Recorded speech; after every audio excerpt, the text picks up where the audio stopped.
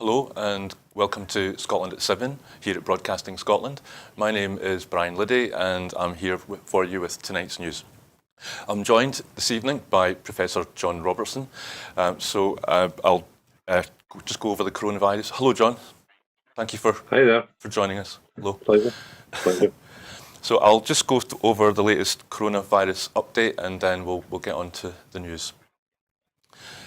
As of 2 p.m. today, a total of 4,043,923 people in Scotland have been tested through the NHS Scotland labs and UK government regional testing centres since the start of the pandemic. Of these, 3,033,263 have been confirmed negative, while 1,010,660 have tested positive.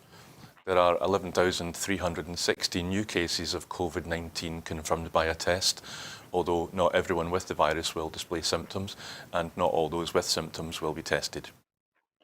The figures being reported today will include a backlog from before Christmas. There are 18 new reported deaths of people who have tested positive.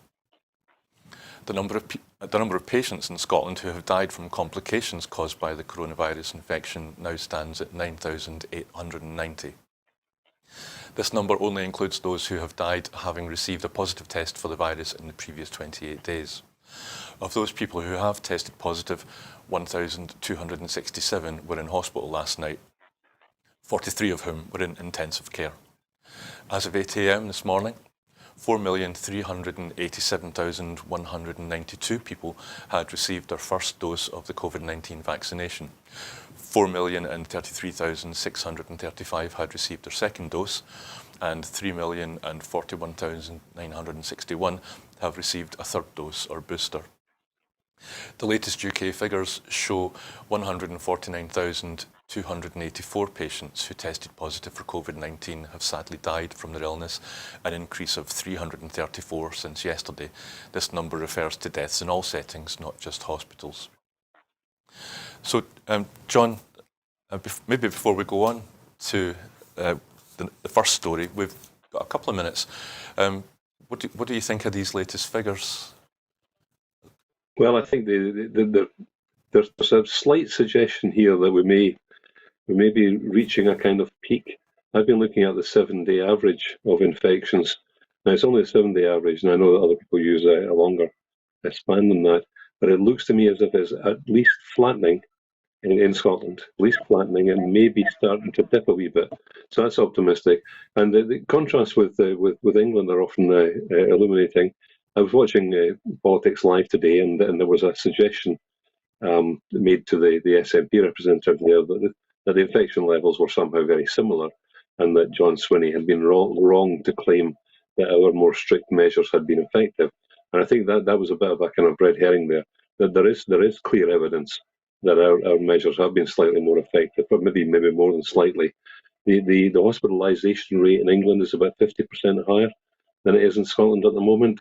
And the death rate, although the death rate is quite low for this variant, the death rate is climbing in England well above that in Scotland. It's about twice as high. It's a very low rate, but it's about twice as high in England. So there are comparisons to be made here, and the UK media is quite keen to diminish them.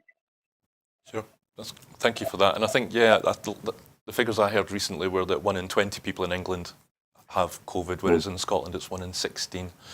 But anyway, thanks for that. We'll move on to the first story, really.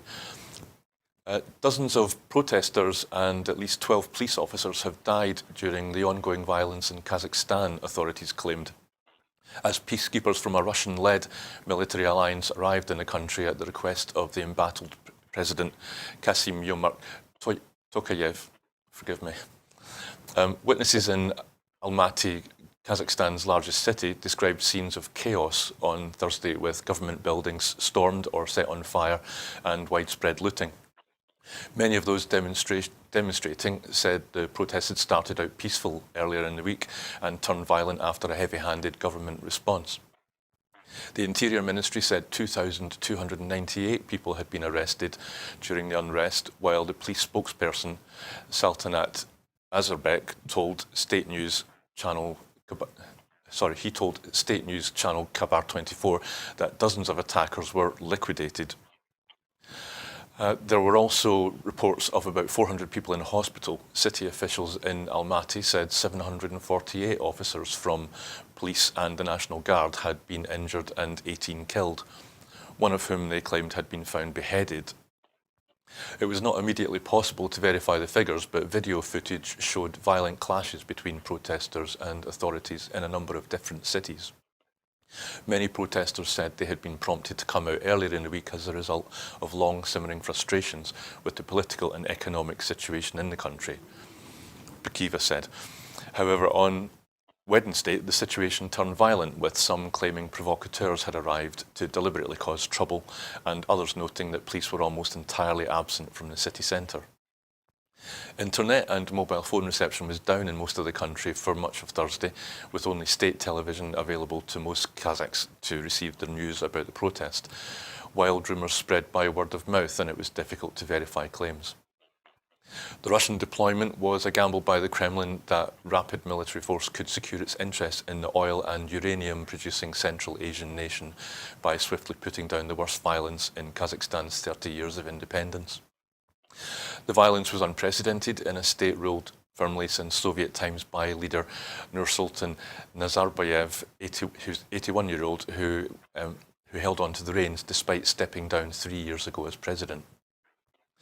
Nazarbayev's hand-picked successor, President Kassym-Jomart Tokayev, called in the Russian forces overnight as part of a Moscow-led military alliance of ex-Soviet states.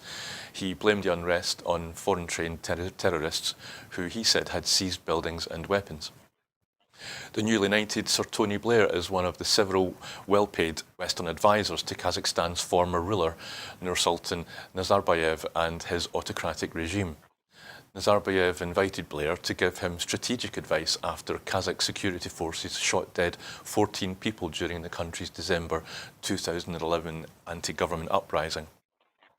The protesters in the western oil town of Zanauzin were demanding higher wages. The Kazakh government is said to have paid Blair £13 million for his services. The Kazakh regime has spent large sums in recent years to rebut allegations of corruption by Nazarbayev and his family. His daughter and grandson own £80 million worth of property in London. So, John, it's been a while since we've heard the name Kazakhstan in the news, but what do you think of the fact that Mr. Blair's name has cropped up in this news item? Well, I think he has quite a long record now of helping these dictatorships present themselves in a more palatable way without really changing anything. None of these former Soviet regions are in any meaningful way democracies. They're largely dictatorships with a pretense, a theatre of democracy. So it's not surprising that somebody like Blair is involved. He was heavily involved in Uzbekistan, I seem to remember, and in the sacking of Craig Murray at that point. It's difficult to have much of a feeling about this other than this is an element of this is a sign that Russia is determined to hang on as much as it can. It doesn't control these countries directly, but it controls them indirectly through technology, economy, and so on. So it's impossible to be optimistic. I think obviously I feel for the protesters there, who are being described now as terrorists. As soon as you're relabeled a terrorist, then the armed forces are brought in to treat you rather badly. So we can only hope that maybe the strength of protest is enough to overthrow this government, but the prospects are not promising, I don't think. Okay, thank you for that.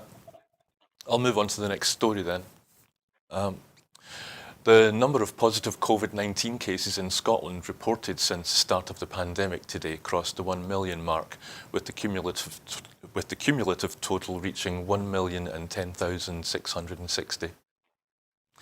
Commenting, Cabinet Secretary for Health Humza Yousaf said, "The past 2 years have undoubtedly been some of the toughest this country has faced in peacetime, and as we hit the 1 millionth confirmed COVID-19 case in Scotland, it is important to acknowledge the huge toll the pandemic has had on us all."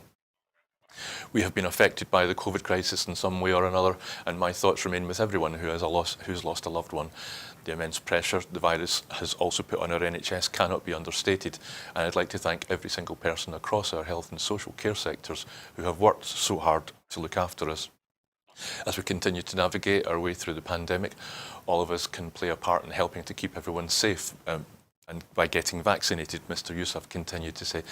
I would urge anyone who is eligible to get their vaccines and boosters as soon as possible. It really could save your life.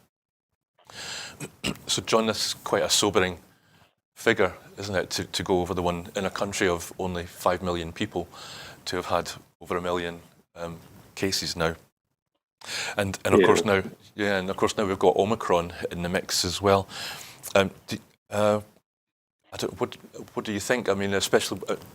I heard news on my way in here this evening that people in Glasgow have been asked to only go to casualty if they're in life and death situations. I don't know if that's been checked or anything, but anyway, sorry, I should let you respond in some way. Yeah, I think the situation in Scotland with regard to the health boards is being kind of talked up a bit by the media.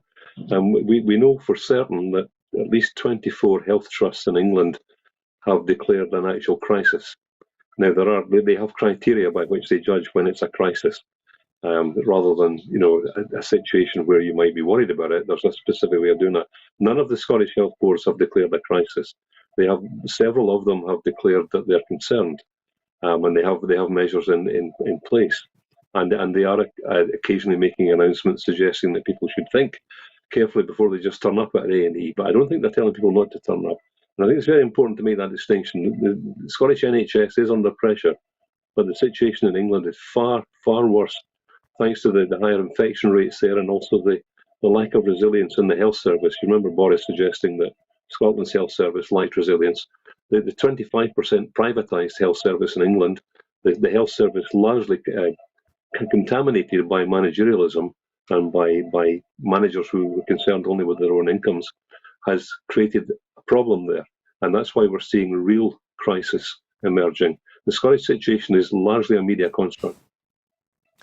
Yeah, no, I thought it was interesting, if I remember correctly, and if the report could be relied upon, when I did hear that people were being asked to stay away from accident emergencies in Glasgow, that call was being made by the health board, not by the Scottish government, which then made me think about the time recently with the politicisation of the pandemic, when Humza Yousaf and the First Minister asked if people could stay away from hospitals, if they could then, and that turned into a negative story for them, didn't it? But this time it's the health boards themselves. Yeah, but, I mean, you mentioned this particular variant. I mean, unlike the average pub owner in Dumfries, I'm not a part-time epidemiologist or virologist. I've done a bit of reading about it, but I wouldn't claim to be an expert.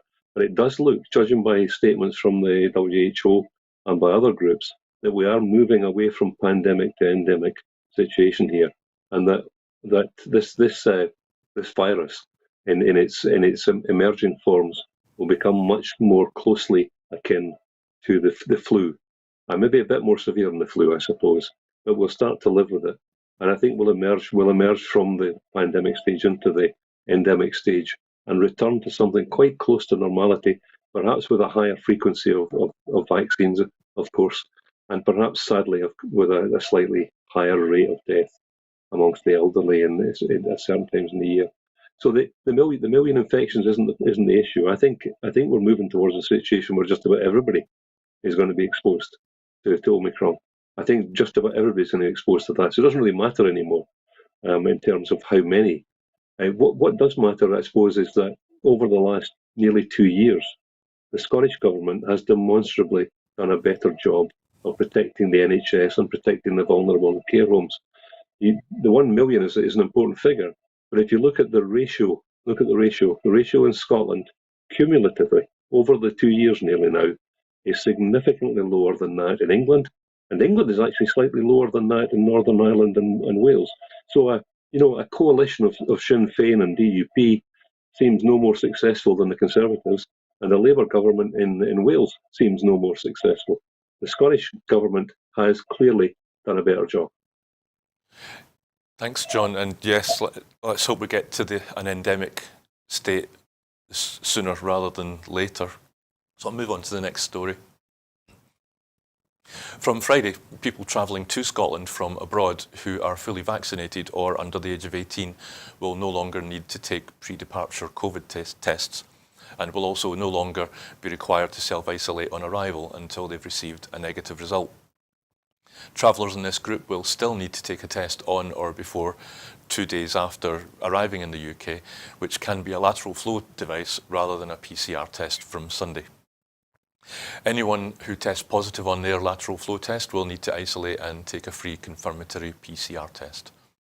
The new measures apply across the UK after agreement between the UK government and the 3 devolved administrations of Scotland, Wales and Northern Ireland. Pre-departure COVID tests, the requirement to self-isolate and mandatory PCR tests were introduced in December to help stem the spread of the Omicron variant, but are now seen as less necessary because Omicron is now the dominant strain in the UK. In addition, ministers have agreed to approve vaccination certificates for a further 16 countries and territories from 4 o'clock on the 10th of January that's 4 o'clock in the morning, 4 a.m. on the 10th of January to allow quarantine-free travel to Scotland. The red list of highest risk countries will remain unchanged, with no countries currently on the list.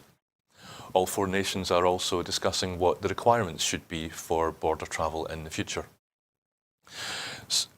So, John, it seems to me that this is one of the less common story, one of the rarer stories where 4 governments, including the devolved administrations, seem to be agreeing on something and working together. But do you think the easing of the restrictions at this stage is wise when numbers are still rising at the moment? I mean, you said, well, anyway, I'll let you answer that. Yeah, I don't think it's wise. I mean, as I indicated earlier, I think I think it's too late to stop it. This particular variant is going to get everywhere regardless, and the air travel restrictions probably wouldn't stop it either. But there's an important point here. You mentioned the 4 nations here, and we now have a situation where the 4 nations are operating in unison, but the 3 devolved nations have done so quite reluctantly. There were 4 nations meetings, as there have been throughout this pandemic, where there has been talk about a joined up approach, and at some point, the UK or England has just gone ahead and they've done what they wanted, and they've done the same with air travel more than once before. Previous surges have been almost entirely due to unregulated air travel. People coming through airports from all over the world, and that has triggered massive growth in the previous variants, and has also caused death and despair in certain parts of the country. So I think the value of air, maybe I'm an old stick in the mud, but a great deal of air travel is not essential for the economy. That's a myth. I was in higher education a very long time, and every September we all love to go off to a conference somewhere, preferably somewhere cultural or sunny, and talk about our subject.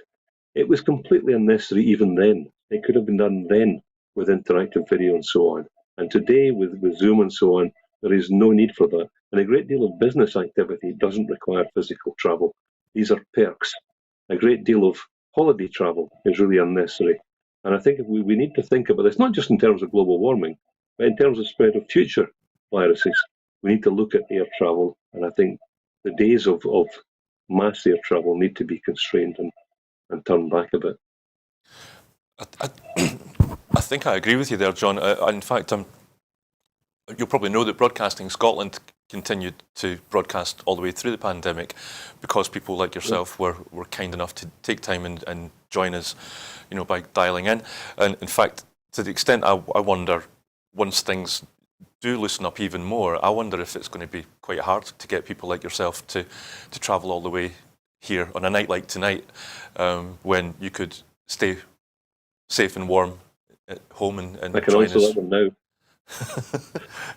I can answer that one now. The answer is yes, it will be difficult. Impossible. I'm too old. I'm too old for the train journey. Okay, we'll wait till the summer then. We'll get you in then. So moving on to the next story, maybe, yeah. I have to tempt you somehow. So Michelle Mone is being investigated by the Metropolitan Police for an allegedly racist message she is accused of sending to a man of Indian heritage. The recipient of the message, Richard Linton Jones, complained to the police last summer that during a disagreement following a fatal yacht collision in 2019, Michelle Mone told him in a WhatsApp message he was a waste of a man's white skin. Mr. Linton Jones gave a statement to the police in October providing screenshots of the messages. He is understood to have told the police in his statement that he believed Michelle Mone racially attacked him by using those words in the message, that he found it grossly offensive and felt harassed, alarmed and distressed by it. The Metropolitan Police confirmed they were investigating and said, in June 2021, police received an allegation of a racially aggravated malicious communication in relation to information posted on a messaging app, they said. It has also been alleged in The Guardian that Michelle Mone and her husband, Douglas Barrowman, were secretly involved in a PPE business that was awarded more than £200 million in government contracts after she referred it to the Cabinet Office. Mr. Barrowman, an Isle of Man-based financier, may have played a central role in the business deal that enabled PPE MedPro to sell millions of masks and surgical gowns to the government at the start of the pandemic, and The Guardian is reporting claims that Mr. Barrowman was part of the financial consortium that backed the company and was even involved in initial conversations with the Department of Health and Social Care. The couple's apparent involvement in the business activities of PPE MedPro, which was fast-tracked through the government's VIP lane after Michelle Mone's referral, will reignite controversy over Tory-linked firms profiting from government contracts during the pandemic. It will also raise questions about repeated attempts by Michelle Mone and Mr. Barrowman to distance themselves from PPE MedPro. The identities of the people behind PPE MedPro, which was awarded contracts by the government in May and June 2020, has been an enduring mystery ever since and the subject of considerable speculation. John, can I ask, is this another example? Well, no, let's start with the allegation of racism. That message, if it does turn out to be true, is really particularly, it's quite nastily phrased, doesn't it?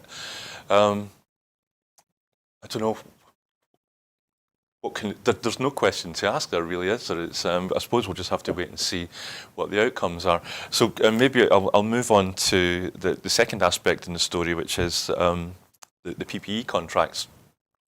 Do you think, is this another example of Conservative Party sleaze, albeit in the House of Lords? And if so, does that make it maybe a higher class or a better class of sleaze?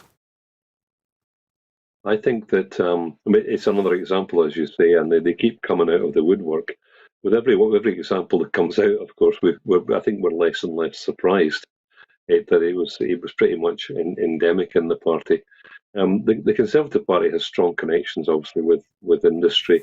There's the revolving door business of people supporting certain industries while in Parliament and then getting jobs on the board of those same industries. So that's not entirely new. I think what's new probably is that comparable, I suppose, in some ways to the surge of the virus, there's been a surge in corruption. If you were to graph it, I'd imagine it will look very similar to the graph of the latest variant infecting the population. I think the Conservative Party many of the members of the Conservative have seen opportunities here and they've jumped straight on them. Some members of the Labour Party have been involved as well, and most of the Labour Party hasn't had the guts to do anything about it. So further reinforcement that we're on our own here. Yes, and I don't know. I feel bad in that, you know, I don't want people to think that I'm ignoring the racist attack in this story, but at the moment I think all we can do really is report it and wait for the outcome of any investigations by the Met. So I'll move on to the next story then. Border Force officials could strike over Priti Patel's morally reprehensible plan to return to turn back dinghies in the Channel, a union has said. The Public and Commercial Services Union, PCS, which represents the vast majority of Border Force staff who would implement the pushbacks, has joined forces with the refugee charity Care for Calais to seek a judicial review of the policy, a tactic campaigners warn could put lives at risk. Channel crossings have become one of the most politicised issues in British politics, with the Home Secretary, Priti Patel, staking her reputation on making the route unviable. A total of 28,300 people crossed the Dover Strait on board small boats in 21. That's triple the number for 2020, according to figures compiled by the PA Media News Agency. Priti Patel's Borders Bill intends to reduce such numbers and contained until recently proposals that appear to criminalise organisations such as the RNLI, for rescuing asylum seekers in the Channel. The PCS and Care for Calais intend to challenge the lawfulness of redirecting boats out of the UK waters and back to France. The union said the policy contravenes international law and is morally reprehensible and could expose Border Force officials to risk of prosecution. Even if the court application is unsuccessful, the union has not ruled out industrial action and officials refusing to carry out the pushbacks. So the hostile environment continues, John. I don't know, what do you think about this story? Well, it's not surprising because we've just had so many from Theresa May's hostile environment and the vans going around suggesting that people should somehow go home to somewhere else. It's a situation where the latest Priti Patel story, you think, oh, another one here. We kind of know what she is and what she stands for, and we know what the Home Office has become, and we know what the reaction now to the arrival of refugees is.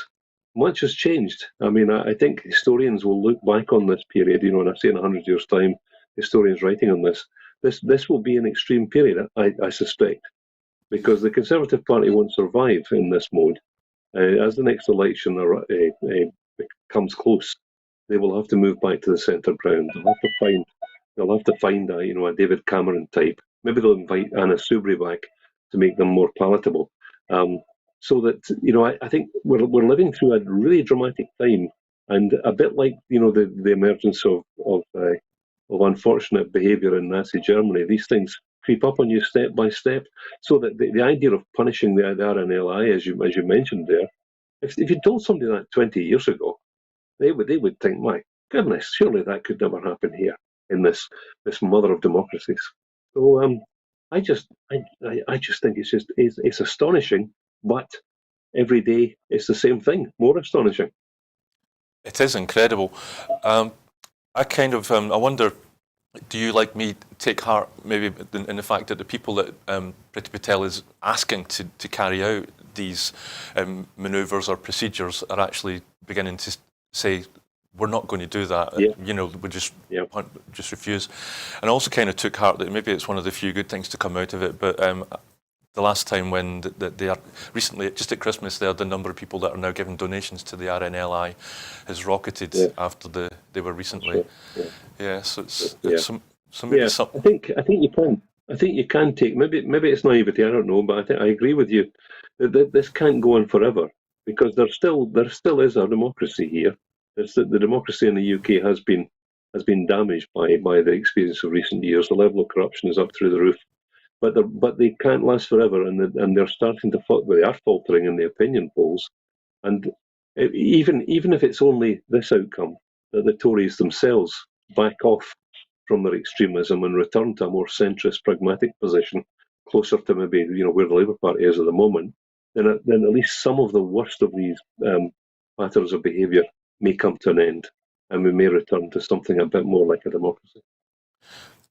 And I think there's also an interesting thing going on where policies and statements seem to keep contradicting each other. I can't remember the name of the MP, but recently in the Houses of Parliament in Westminster, a Tory MP stood up and said, we voted for Brexit because we didn't want foreigners coming from Europe, and now with the potential new trade deal with India, he said that his voters wouldn't tolerate people coming to this country from India, and yet the government is angling for a trade deal, and it does look like access for Indian people is going to be part of the trade deal, and so it kind of contradicts what's happening, what Priti Patel's espousing or what she wants to happen in the Channel. It's like, which is it? Do we want people to come or not? But I suspect, I suspect that many of those who voted for, an end to the EU membership or for Brexit, I suspect a fair proportion didn't actually know which migrant group they were trying to stop arriving. I don't think they realised that by doing so they were stopping the arrival of Europeans. And actually, that, as you've pointed out, that would inevitably lead to a situation where we would need more people from other countries like India, Iraq, and so on. I think many of them were just stupidly ill-informed. Yeah, and for me, the strong impression is that nothing was really thought through, or nothing is continuing to be thought through. So I'll move on to the next story, if that's okay. Analysis from the House of Commons Library of Data from the International Monetary Fund shows the UK is bottom of the league for the 21st century amongst its neighbours in North West Europe in terms of investment as a proportion of GDP. On average, between the year 2000 to 2021, the UK has been behind all 13 neighbouring countries, which includes Ireland, Norway, Sweden, Finland, Denmark, Belgium, the Netherlands, Iceland, Switzerland, Luxembourg, Austria, France and Germany. The analysis using data from the IMF shows UK investment as a percentage of GDP was cumulatively 17.3% over the 21st century, nearly 10% lower than Ireland, which topped the league at 27.1%. Commenting, SNP Business spokesperson Stephen Flynn, MP, said, "Under devolution, Scotland has recorded higher investment levels, with Scotland being the second best place in the UK for inward investment after London. However, overall, the UK is bottom of the league for investment amongst its neighbours, with the weakest levels of any country in North West Europe for the 21st century." He continued to say, "And the perma-crisis of Brexit and Westminster dysfunction has made this long-standing problem even worse. The UK investment problem has slowed economic growth, held businesses back and cost new jobs." So, John, again, no sign of any Brexit bonuses, no sign of any sunlit uplands, but this sounds like the kind of story that you would be quite likely to cover in your blog website. What do you think? Yes. Well, I mean, and I have mentioned this. It's interesting. I mean, it's interesting. This particular study is the last 20 years.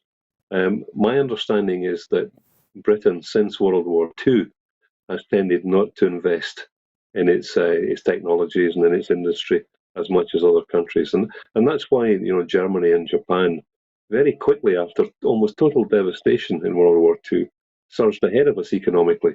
Within about 10 to 20 years, they surged ahead of us, starting fresh and actually investing.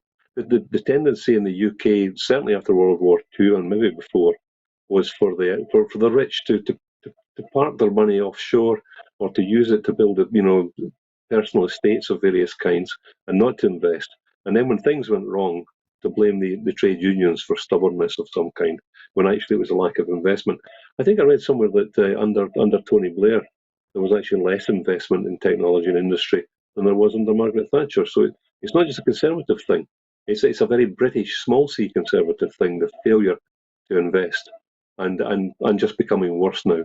And as you've suggested there with the comparisons, nothing, or maybe other things could, but certainly nothing too much is such clear evidence that we don't benefit from being in the UK. We suffer from being in the UK. Yes, and conversely, I mean, I remember, I'm old enough to remember the days when, before we joined the EU, and we were called the sick man of Europe, even though we weren't officially in the European Union. So do you think we're heading back that way again? I'm not sure we've entirely left it at any point since World War II, and maybe before that. I think we've probably the figures weren't publicly kind of offered for people to make these adjustments, they'd be concealed. I think the UK civil service has a long record of successful concealment of the truth. So just as we didn't know how much was being wasted from the oil revenues, and just as we didn't know how much wasn't being gathered from the oil revenues as companies failed to pay much, it's only in recent years we've discovered how much the Norwegians have made. And so, I don't think there's anything much new there. I think the UK has long been a dysfunctional um, system of some, if you can call it a system at all. And I think there was an argument for us getting out of it far earlier than recent decades. Okay. We'll move on to the next story then. Thanks, John. Over 6,000 civil service jobs have been axed by the Westminster government since 2011, with an estimated loss of over £200 million in spending power in the Scottish economy. New figures show that the percentage of job cuts in reserved departments in Scotland has almost been double that of the rest of the UK, whilst the number of civil servants in the rest of the UK has reduced by 11% in Scotland. So, forgive me, I'm going to read that again. I'm going to go back to new figures show that the percentage of job cuts in reserved departments in Scotland has almost been double that of the rest of the UK. Whilst the number of civil servants in the rest of the UK has reduced by 11% in Scotland, it is now almost 20%. Hardest hit are the DWP, HMRC and MOD. All have shown far greater falls in job numbers than the rest of the UK. Meanwhile, the Cabinet Office, effectively the Prime Minister's personal department, has seen its job numbers balloon by almost 300% since 2011. Only 0.76% of those jobs are in Scotland. So, John, for me, this is shades of before the previous independence referendum, when we were told that the opposite would be the case, and that more ministry jobs would come to Scotland and Scotland would get a greater share of these kinds of posts. But it seems that the opposite has happened. I'm guessing, but I'm going to ask anyway, are you surprised? No, you won't be surprised to know that I'm not surprised. I mean, things just keep emerging, don't they? And increasingly we fail to be surprised because it's not surprising that, in particular, because of devolution, there is a strong desire in Westminster not to have devolution go too well. So that I think when it comes to decision making about resources, I think we're put at the end of the list, because to put us further up the list would perhaps enable Scotland to be able to demonstrate that it can do quite well with a bit of devolution, and therefore the implication is if we can do quite well with some devolution, then we can probably do with even better with even more, and maybe best of all with full independence. So no surprises there. I'm guessing that I'm beginning to see a theme tonight, which is, are you surprised? ? The answer is no. So the next story is quite a big one, so we'll move on to that then. In Washington today, President Joe Biden accused his predecessor, Donald Trump, of posing a continuing threat to American democracy in a speech on the anniversary of the deadly US Capitol attack by Trump supporters who tried to overturn his 2020 election defeat. Speaking at the White Domed building that was the scene of the January 6, 2021 riot, Biden warned that Trump's false claims that the election was stolen from him through widespread voting fraud could unravel the rule of law and undermine future elections. We must be absolutely clear about what is true and what is a lie. Here's the truth. A former president of the United States of America has created and spread a web of lies about the 2020 election. He's done so because he values power over principle, Biden said, adding, he can't accept he lost. Launching such a direct attack on Trump, though Biden actually said his predecessor's name during the speech, was a departure for the president, who has spent most of his first year in office focused on pursuing his own agenda rather than looking backward. But Democrats, a handful of Republicans, and many independent observers have warned that the damage done by Trump's efforts to undermine faith in the election he lost to Biden lingers on. The former president and his supporters have decided the only way for them to win is to suppress your vote and subvert our elections, Biden said. According to Reuters Ipsos polling, some 50% of Republican voters believed Trump's false claim, which was rejected by dozens of courts, state election departments, and members of Trump's own administration. Accusing Trump of speaking to perpetuate the big lie, Biden said, "There is a battle for the soul of America and a struggle at home and abroad between the forces of democracy and autocracy." 4 people died in the hours-long chaos a year ago, which occurred after Trump urged supporters to march to the Capitol and fight like hell. One police officer died the day after battling rioters, and 4 later died by suicide. Around 140 police officers were injured. Biden's remarks began a day-long series of events that will also feature House of Representatives Speaker Nancy Pelosi and other legislative leaders, mostly from Biden's Democratic Party. Biden's speech was carried live on all major US television networks. Most Republican officials and office holders have remained loyal to Trump. Some have sought to play down the attack by likening the rioters to tourists and questioning whether the assault was perpetrated by federal agents. Biden said it was hypocritical for them to question the outcome of the presidential race, while accepting Republican victories in congressional and state-level races on that day.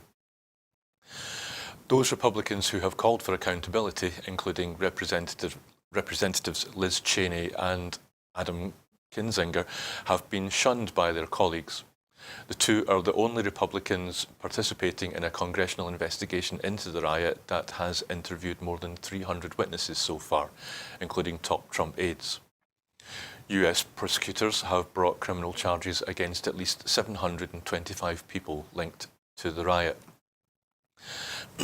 So, John, this seems another incredible story. I wonder if you, like me, I mean, I struggle to understand why Trump still seems to hold such sway over people in the Republican Party.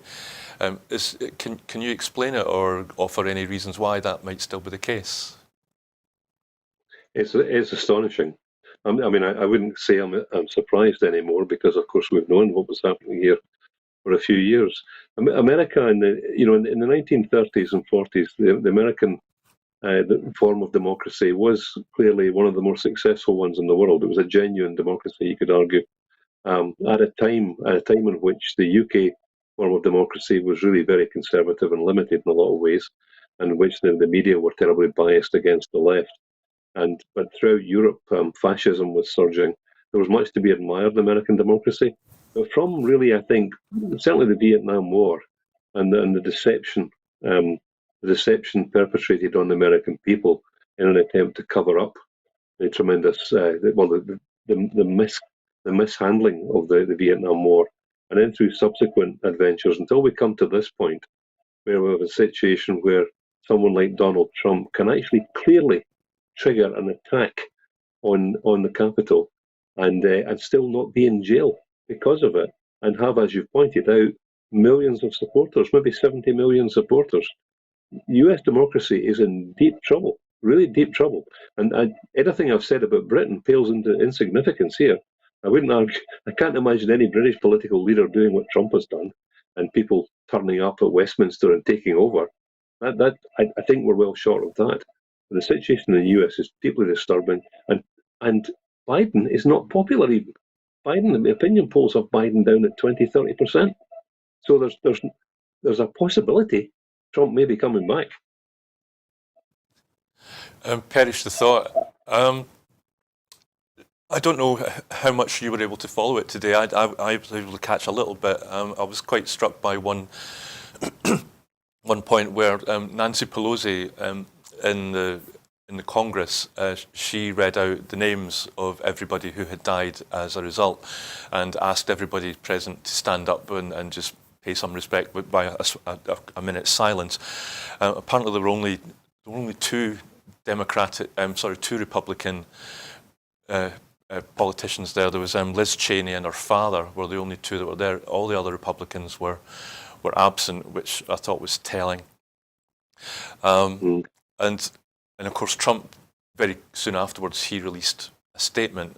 And yeah, I don't know. What do you think? The fact that Biden had to spend a lot of that address kind of stating the case that he is the legitimate winner of the election, and as you say, apparently there's a huge percentage of voters in America that don't believe that. I don't know. Is there anything that you can add? It's deeply disturbing. I mean, I think there's some evidence that about 30% of the US population believe in that QAnon myth that there is a homosexual paedophile group undermining democracy there.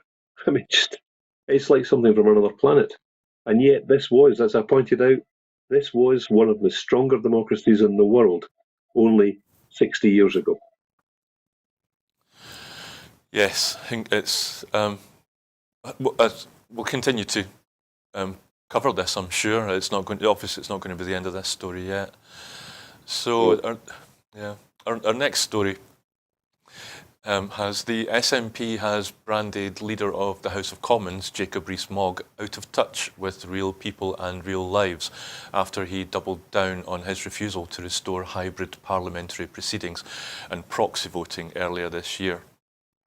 The SNP's shadow leader of the House of Commons, Pete Wishart, has said a return to measures that worked earlier in the pandemic could restore democracy and end the effective disenfranchisement of MPs' constituents.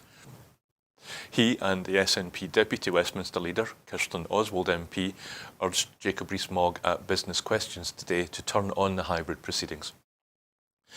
It follows a cross-party letter to the Leader of the House urging him to follow the examples set by modern parliaments across the world, sent by SNP MP Amy Callaghan and signed by Conservative MP Tracy Crouch, Labour MP Naz Shah and Lib Dem MP Wendy Chamberlain.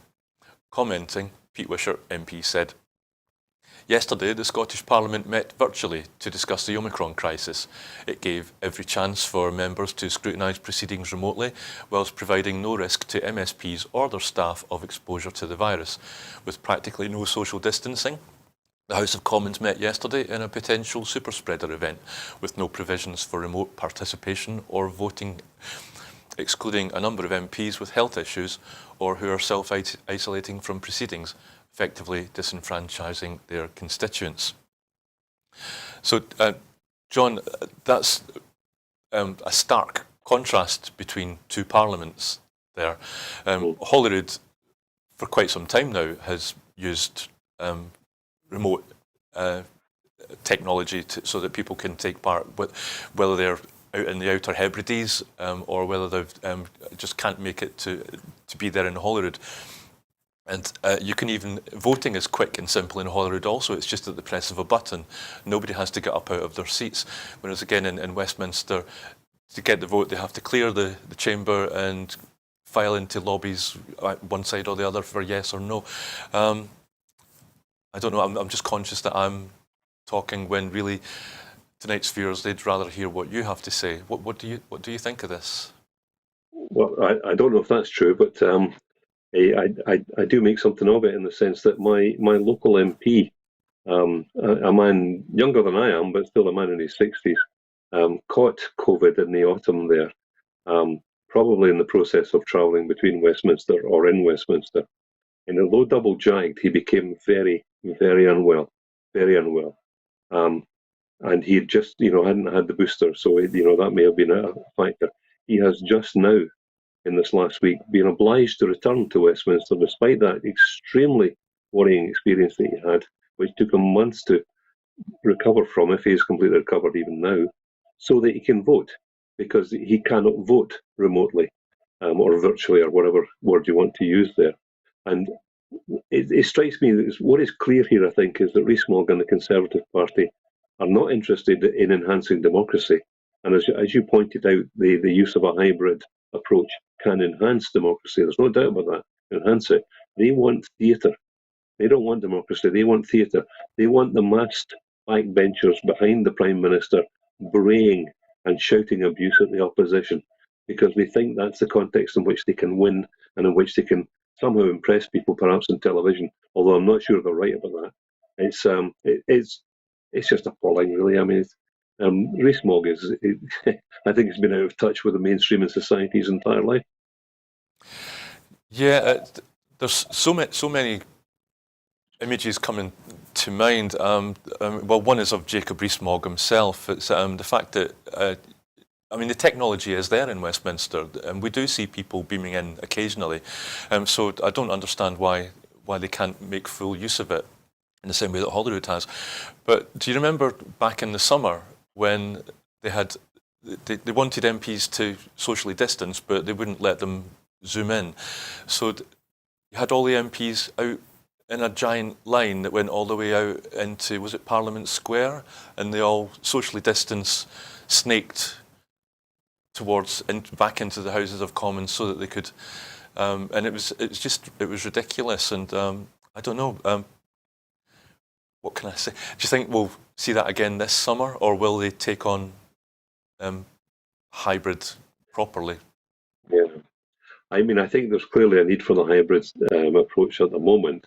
As I've said already, I think the Conservatives value the theatre more than they do any kind of efficiency or democracy.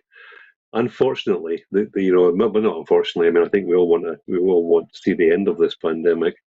I think the gamble that Johnson and his crew have taken may sadly or ironically pay off for them. I think we might be back by the summer in some kind of normality where where the need for hybrid has become weakened. Yes.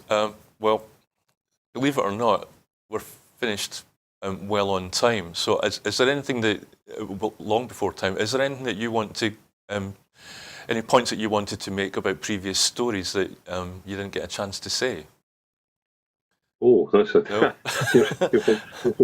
You're forgetting that I forget everything once I've said it, and so I don't have much. We were talking before we came on air about the flow of freedom of information requests that have been made over the Christmas period to pad out the mainstream news, and I was expressing my anger about some of these, and in particular the one on Reporting Scotland tonight, about babies being born with drug addiction, which made the childhood error of not telling us what the trend was. It just told us how many there were and allowed Alex Cole-Hamilton to have a wee rant against the Scottish Government without telling us that actually the number of children born addicted to drugs is in freefall. In the last 5 years has fallen from about 250 a year to less than 100 a year. So that's the kind of thing that's exercising me. Most of what I do in my blog is a bit more hot-headed than what's done here. Yeah, well, thank you for that. I mean, if there's any other items on your blog that you'd like to highlight, then I'd like to hear about it. Any recent posts that you're particularly pleased with, or? Do you know, you might be surprised to know that I've got two big screens up behind me here. I'm using my phone to connect with you, and my big screen. I'm just going to open it up and see, because my short-term memory is appalling, so I can't remember always what I've actually done in my blog. I think the one of the things I thought was very interesting in the media coverage was we spoke about this I think earlier, was the attempts by the mainstream media to try and find an equivalent crisis in the NHS here to compare with the one that is clearly happening in England as the Johnson regime take a big chance here and just go for it and hope that the NHS will survive. The Guardian reported today 24 health trusts, as they're known in England, 24 recorded critical incidents. A critical incident is something that where there are precise published criteria, I don't know what they are, to indicate that you're in real trouble here. It's not just under pressure. A critical incident means that you're really in difficulty in providing services.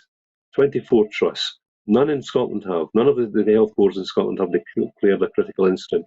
One or two have expressed some concerns, and I'm not denying that they'll be under pressure here, but none have declared a critical incident. The Scottish media are desperate to find some kind of equivalence here, and so have been reporting on cases in different. Dumfries and Galloway have a problem with staffing, and trying to blow these up into equivalent crises, which they're not.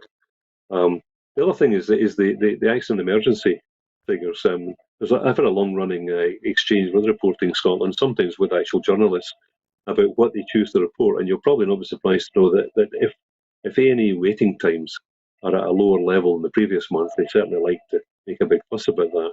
But over Christmas, we surged up to more than 80% seen in 4 hours, which made the Scottish A&E system about 20% better than England and about 40% better than Northern Ireland. And there's been no coverage whatsoever. So, these are the kind of things. I mean, it's not for me to tell Broadcasting Scotland what its agenda should be. My blog is a different kind of thing. Of course, yeah, but still, I would recommend your blog to our viewers and our listen. Very pithy as well. It's great reading.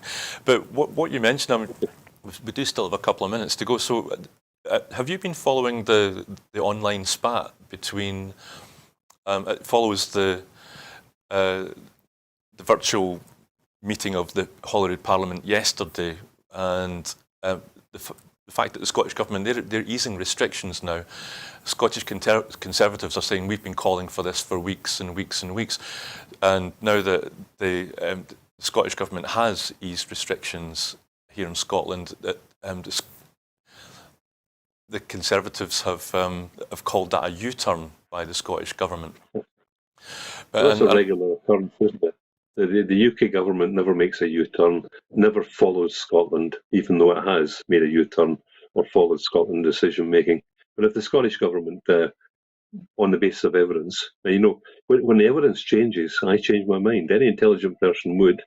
And when the Scottish government do, as you pointed out, it's always portrayed by the mainstream media as a U-turn or following England in some way, as if it is. And the Scottish Conservatives love to claim credit for that. But they're not the brightest in the bunch, are they, the Scottish Conservatives? No, and I can imagine, I can hear in my head the First Minister's voice at one of our COVID briefings saying that the situation is reviewed constantly, probably on an almost hourly basis. And so what the situation was a week ago, there's no way we should maybe expect it to be the same today, and it was the right thing to do at the right time.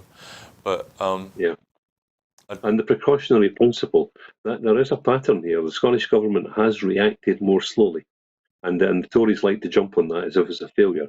They've reacted more slowly because they've been waiting to see what's going to happen, and they've erred on the side of caution because you save lives by doing that. But that's the way it is, isn't it? Yes, and maybe that's the way it is a good way to end the show. I think that's how our colleague Andrew Wilson usually ends the show. So I'll let you go. But thank you, John, for your insights. And so that's all it is, or that's everything so far here now in Scotland at 7. Now almost Scotland at 8. Thank you for joining us.